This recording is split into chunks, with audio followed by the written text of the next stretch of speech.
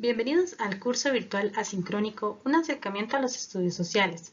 Este llega a ustedes gracias a la Asociación Artística para Niños ASART y la Universidad Latina de Costa Rica. Mi nombre es María Angélica Mora. El tema de hoy es la conquista española en el continente americano. Vamos a ver las principales causas de la conquista de América. Primero, la crisis económica y social que estaba atravesando Europa en ese momento, en el siglo XV, ocasionado por las sequías, las epidemias y las guerras. Luego tenían una necesidad de buscar nuevas rutas comerciales, igual que una expansión del mercantilismo, que era el oro y las piedras preciosas, el proceso de evangelización, que querían llevar el cristianismo a otros lados, y la necesidad de la monarquía, es decir, los reyes, de centralizar y consolidar todo el poder, o sea, tener todo en su poder.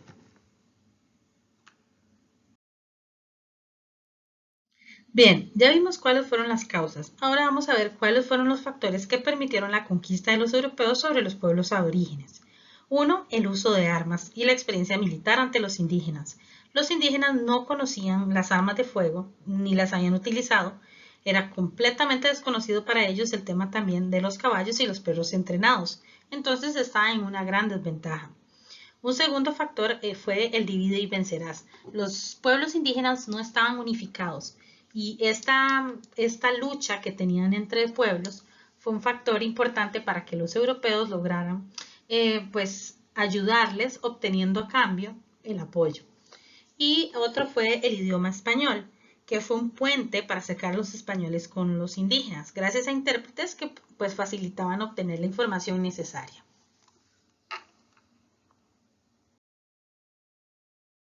Otro factor importante a mencionar es que, bueno, hay una vinculación de las epidemias con la catástrofe demográfica que vivieron estos pueblos. ¿Qué quiere decir esto? Muchos de los aborígenes murieron porque pues no contaban en su organismo con defensas o estaban más susceptibles a, pues, a desarrollar este tipo de virus. El equilibrio sanitario de las poblaciones nativas se vio completamente afectado. Para ellos, los europeos, al traer estas enfermedades, eran más desastrosas que sus propias armas de fuego. Tomemos en cuenta que estos pueblos pues, no tenían una buena nutrición y, como les mencionaba, no habían desarrollado estas defensas, por lo que se da esa gran caída demográfica. ¿Qué quiere decir esto? Bueno, muchísimas muertes. Entre las enfermedades más graves fueron la viruela y el sarampión, que cobraron millones de víctimas.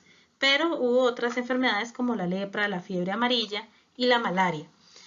Un ejemplo de esto, bueno, fue en el caso del pueblo inca. Se calcula alrededor de un 90% de la población inca falleció por epidemias como la difteria, el sarampión, la viruela, el tifus, la gripe. Entonces es importante mencionar que antes de esto, estos pueblos nativos no tenían estas enfermedades hasta la conquista. Bien, ahora vamos a ver cuál fue el impacto económico, social, político y cultural de la conquista española en estas civilizaciones originarias de América. En cuanto a los impactos económicos, bueno, por un lado los europeos se estaban enriqueciendo, pero mientras uno se enriquecía, el otro se empobrecía. En este caso, los indígenas iban cada vez empobreciéndose más. Luego, bueno, los europeos impusieron un impuesto a estos pueblos que tenían que pagar con mercancías y muchas veces fueron hasta explotados para poder pagar estos impuestos. Luego, los europeos introdujeron su agricultura y ganadería y esto significó un cambio en el régimen alimentario de los pueblos originarios. Entonces, bueno, recordemos que en América el producto principal previo a la conquista era el maíz y pues acostumbrarse a estos nuevos regímenes, bueno, a este nuevo régimen alimentario, pues dificultaba muchas veces, a muchos de ellos no se podían acostumbrar y también las tierras no estaban acostumbradas a los productos que los españoles introdujeron, entonces muchas veces pues se daba esa pérdida de tierras.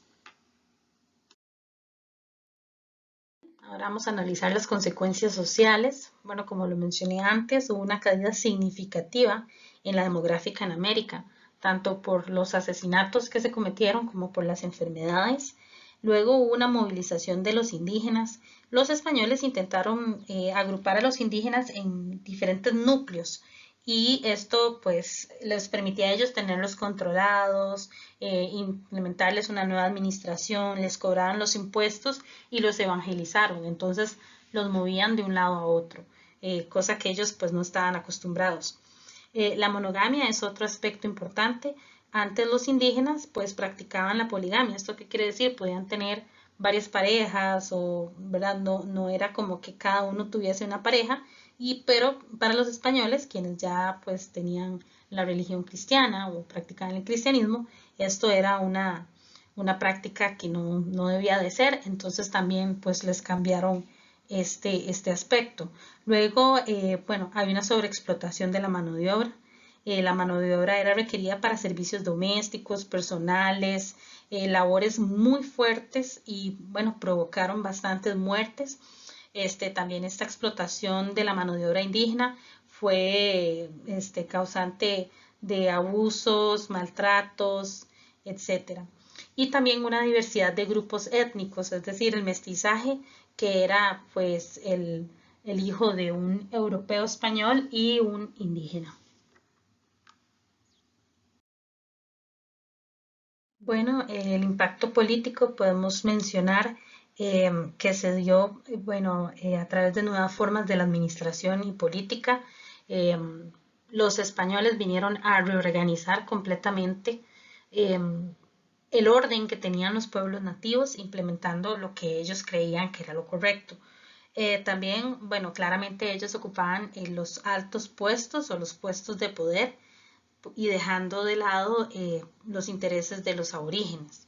Y bueno, se crearon instituciones políticas para consolidar el control de los españoles sobre los nativos. Estas instituciones claramente tenían al poder también a los españoles y velaban por los intereses de los españoles únicamente.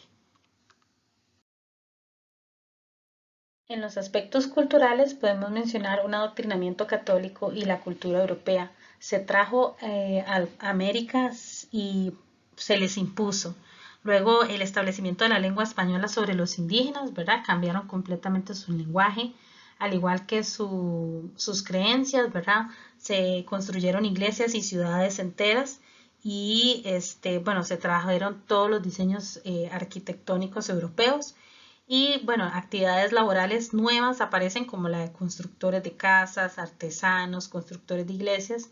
Entonces, pues los fueron cambiando toda su estructura en todos los aspectos.